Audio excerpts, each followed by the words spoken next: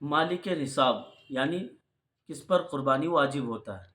ये सवाल ज़्यादातर पूछा जाता है, तो उसको हम आसान अंदाज में समझाने की कोशिश करेंगे। नंबर 1 मुसलमान होना, वो मुसलमान है तो ही कुर्बानी उसकी सही होगी। नंबर 2 इसी तरीके से बालिग व आकिल होना यानी समझदार होना, बुलूगत की उम्र को पहुँचना।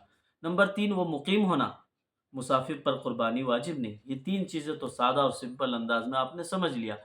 चौथी चीज़ और सबसे अहम चीज़ है मालिक निसाब को पहुँचना। अब कैसे समझेंगे कि अगर ईद उल अज़हा के दिन हमारे पास निसाब के बकदर यानी 52.5 तोला चांदी के हिसाब डालेंगे, उसके बकदर हमारे पास माल है या उतना हमारे पास चांदी है या उसके ज़रूरात हैं या इसी तरीके से बैंक में उतना रकम रखा हुआ है, तो आपके ऊपर कुर्बानी वाजिब हो जाता है। आप कुर्बानी देंगे इन दिनों में, और उससे एक दिन पहले तक था और फिर उस दिन नहीं है तो आप कुर्बानी नहीं देंगे। इसी तरीके से अगर आज के डेट में अगर उसका हिसाब डालेंगे तो उस डेट के हिसाब से अगर हम जोड़ेंगे तो उसका हिसाब बनेगा तकरीबन 67,878 बनता है। आज के डेट के हिसाब से अगर हम जोड़ते हैं तो इस मई के अवाखिर में, तो इस हिसाब से इतने बनते हैं कि आपके पास इतने रकम है तो आप पर कुर्बानी वाजिब है, सादा और सिंपल अंदाज में। तो इसी तरीके से हम वज़न कर लें, मार्केट में उठाव चढ़ाव होते रहता है,